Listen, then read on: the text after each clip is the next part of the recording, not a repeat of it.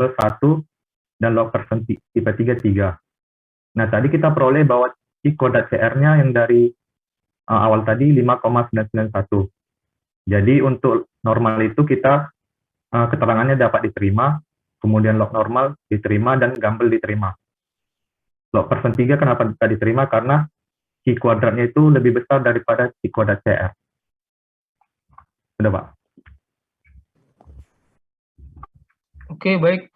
Terima kasih, Amos. Bagus. Yang lain kira-kira ada yang mau memberikan komentar, Dek? Tugas ini, apakah mungkin ada yang agak berbeda jawabannya kan? Mungkin ada yang ini silap atau apa? Mungkin dari Amosnya atau mungkin dari kawan-kawan yang lain, atau sama semua?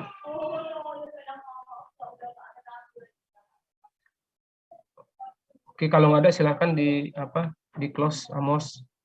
Untuk yang kedua, metode ya, siapa tadi?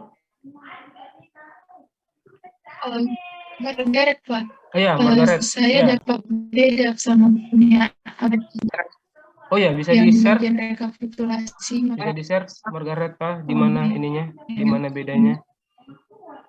Bentar ya, Pak. Bagian rekapitulasinya, Pak. Saya dapat yang log persennya itu 3, Pak. Tadi abang info udah 9, Pak. Oh, sebentar. 3. Kalau Amos coba bisa di-share lagi, Amos. Sebentar ya, ini saya lihat dulu ya. Saya print screen dulu biar saya bandingkan.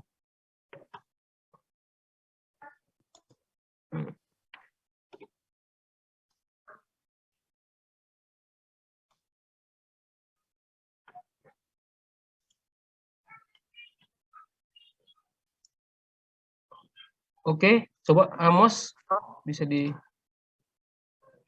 kan bisa di-share lagi bedanya di mana?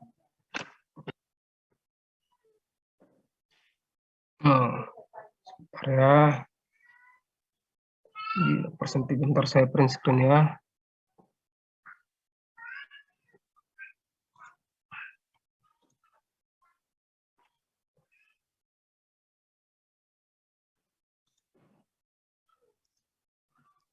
Silakan ditutup, Amos. Silakan ditutup.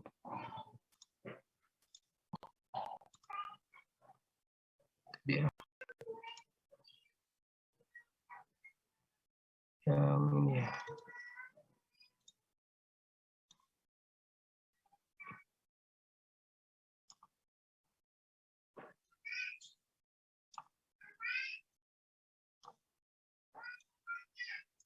Kalau yang lainnya sama ya, Margareta?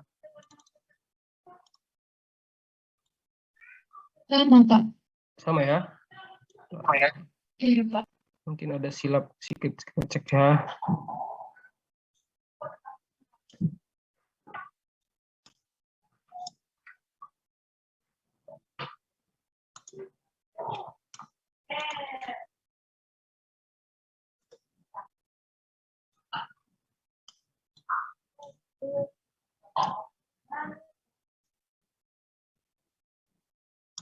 Nah, berarti bedanya di ini ya, 330. Nah ini, yang di ini, yang di lebih kecil. Oh, ininya beda, intervalnya kalian beda juga ya. Bentar, 95, 89.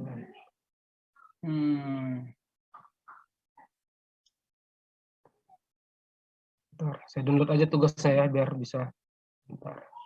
Tadi Margareta sama Amos. Bentar ya, saya stop screen dulu ya.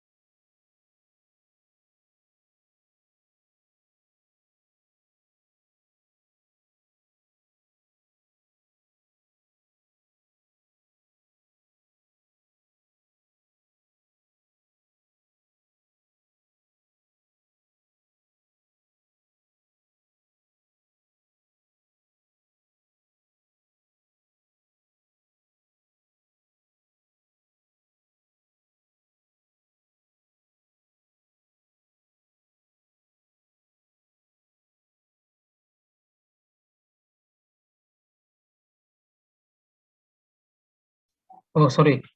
Oh, ini kelihatan ya? Layarnya 2 saya buat gini ya. Kelihatan, Bang. Nah, ini yang apa? Yang punya si Amos sebelah kiri, yang Margaret sebelah kanan. Berarti dia bedanya di kelasnya ya. Coba kita lihat yang persen 3. Nah, ini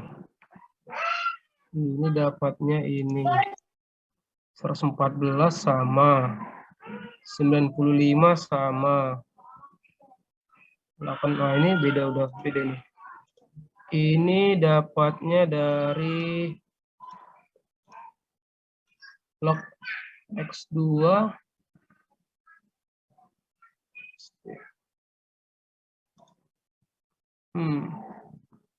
bentar, gimana saya ngeceknya nih ya. Ini T5 0,8. Oh, ini KT-nya beda. Ini KT-nya beda ya?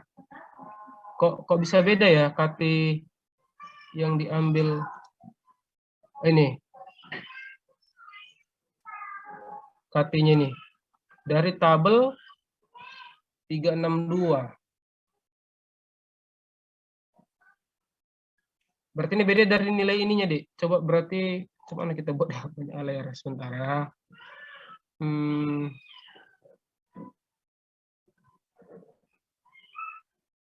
Apa saya buka ya? 336.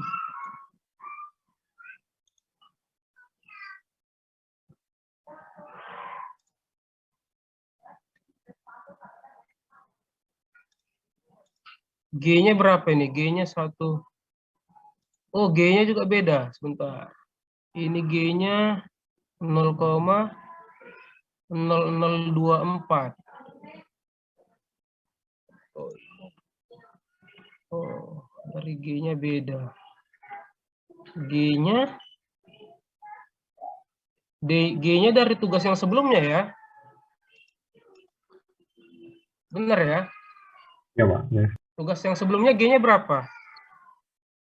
Ini soalnya dari G-nya juga udah beda nih. Dari G-nya. Margaret sama Amos. Dari G-nya tugas sebelumnya itu persen tipe 3 ya.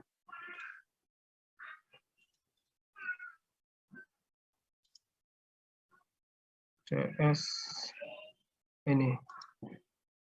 Kalau Amos tugas sebelumnya G-nya berapa? 0,0 Berapa? 0,02. 0,02 ya. Nah, di mana ininya silapnya di antara kalian ini ya?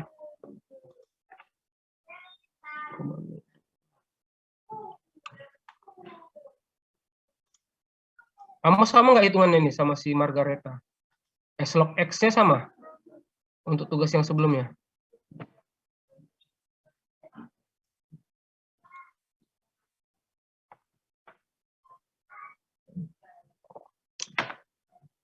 Jadi mungkin gini aja ya, supaya maksudnya agak habis waktu juga kita ngeceknya satu-satu. Nanti saya cek aja, nanti di pertemuan berikutnya saya sampaikan ya, yang mana yang yang lebih tepat ya. Artinya di sini kenapa bisa beda jawabannya, karena memang pengambilan G-nya punya Margareta sama punya Amos ini beda. Yang Amos ini, yang Margareta dari yang tugas sebelumnya dia dapat 0,19518 ya. 0,5918. Ini 0,19518. Sedangkan punya Amos ini G-nya adalah tadi ini 0,0024, berbeda ya. Jadi mungkin hasilnya pengambilan ininya beda. Tapi nanti saya cek lah ya. Nanti saya cek yang mana yang tepat, yang mana yang kurang tepat ya. Gitu aja lah ya. Tapi yang penting artinya prinsip pengerjaannya udah tahu ya, udah benar. Mungkin ada pengambilan datanya atau perhitungannya yang silap sehingga hasilnya berbeda gitu. Itu aja sih kesimpulannya. Oke, gitu ya Margaret ya. Nanti biar saya cek dulu ya, biar ininya. Oke, terus yang untuk Smirnov Kolmogorov ada yang udah selesai, ada yang bisa?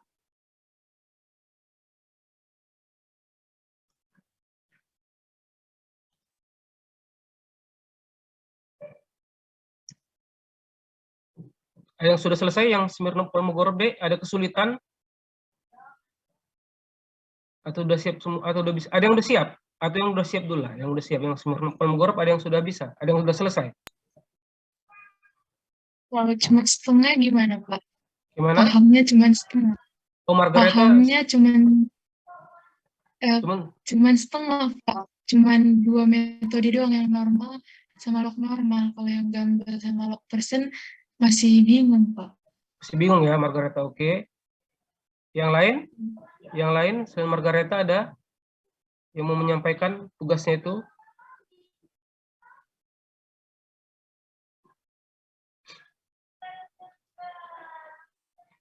Oke, jadi untuk yang apa namanya, maksudnya biar materi kuliah kita maju, jadi yang Smirnov Kolmogorov silakan dibaca lagi, tapi tadi kayak si bilang di Margareta kan yang masih selesai 2 ya, 2 lagi belum.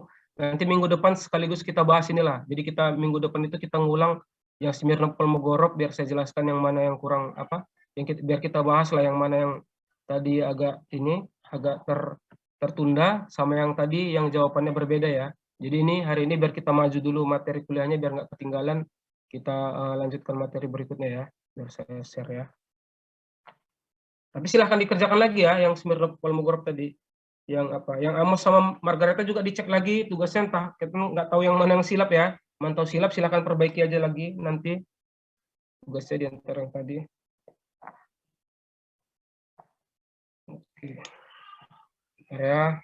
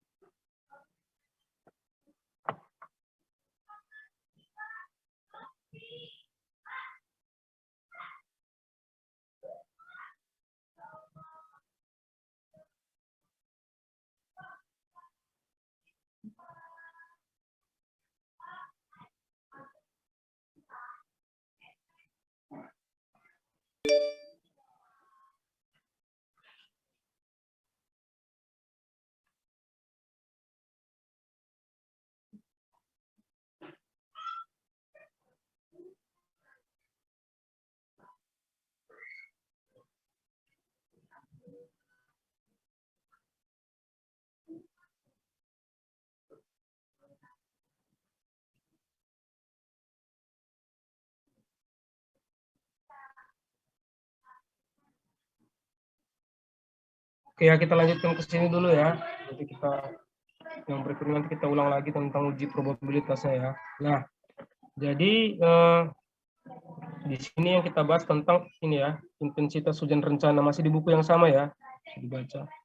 Nah, intensitas hujan rencana kita baca sama-sama dulu ya.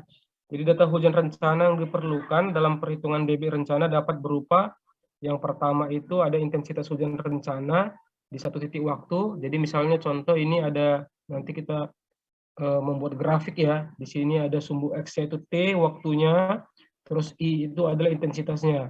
Jadi nanti bagaimana supaya kita bisa menghasilkan satu grafik, misalnya dengan waktu misalnya curah hujannya misalnya T-nya misalnya 1 jam. Berapa intensitas hujannya? Misalnya 25 mm per jam. Nah, seperti itu. Jadi nanti dia tampilannya dibentuk grafik seperti ini, atau nanti namanya kurva IDF ya. Kedalaman hujan rencana satu titik pada waktu IDF curve atau kurva IDF seperti ini. Jadi dia sumbu X adalah jamnya, sumbu Y-nya adalah ininya, intensitas hujannya. Terus juga ketinggian hujan rencana yang terdistribusi dalam hujan jam-jaman seperti ini, dia bisa dibuat dalam bentuk diagram batang seperti ini ya. Jadi T1, T2, T3, jadi dia waktu hujannya ya, jam ke-1, jam ke-2, jam ke-3, terus ketinggian hujannya berapa. Ini X ini adalah ketinggian hujan. Jadi ini misalnya ini 10 mm, di sini misalnya 12 mm, nanti di sini misalnya 8 mm. Nah, ini adalah untuk ketinggian hujan. Jadi hidrograf hujan rencana, dia bentuknya seperti ini, berbentuk hidrograf. Terus kalau intensitas biasanya dibentuk grafik seperti ini. Jadi sumbu X jam, sumbu Y-nya adalah intensitas hujan. Nah, jadi curve yang ditunjukkan pada gambar 35, gambar yang ini, sering disebut dengan curve IDF ya, intensity, duration, sama frekuensi curve.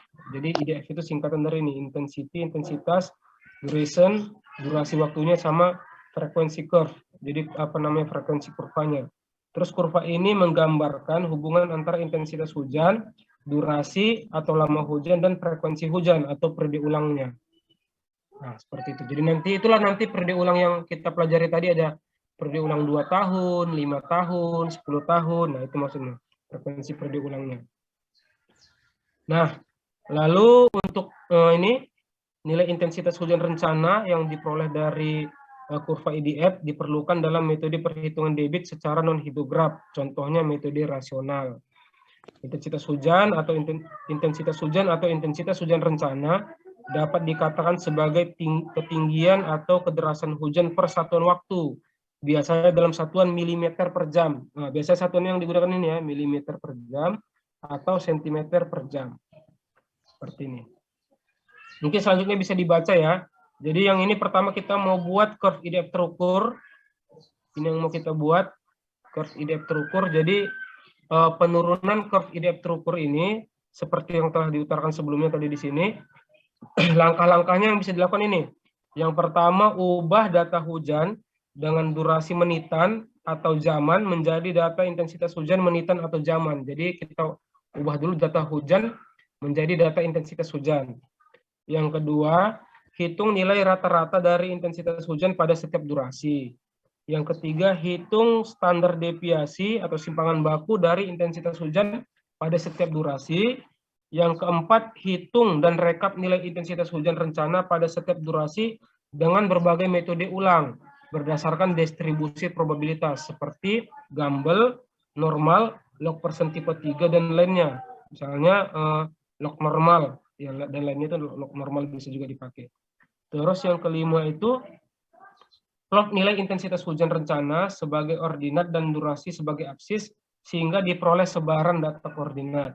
Lalu yang keenam ini berdasarkan sebaran data koordinat tersebut kemudian dihitung persamaan garis regresi curve IDF dengan rumus. Ada 3 rumusnya. Yang pertama Talbot, yang kedua Ishiguro, yang ketiga adalah Sherman. Jadi ada 3 rumus yang bisa kita gunakan. Lalu yang ketujuh, pilih satu di antara 3 rumus pada butir 6. Jadi ini di antara 3 ini nanti kita pilih antara satu. Pilih satu sebagai rumus regresi paling sesuai berdasarkan nilai standar deviasi terkecil. Nah, jadi parameter yang kita gunakan nanti nih standar deviasi terkecil. Jadi dari 3 rumus ini nanti yang mana standar deviasinya paling kecil, itulah rumus yang kita gunakan. Seperti itu. Nah, ini contohnya. Nah, jadi ini gampangnya ada contohnya, bisa diikuti seperti ini. Misalnya ini ya, kita baca sama-sama contoh 3.13 ya. Jika diketahui data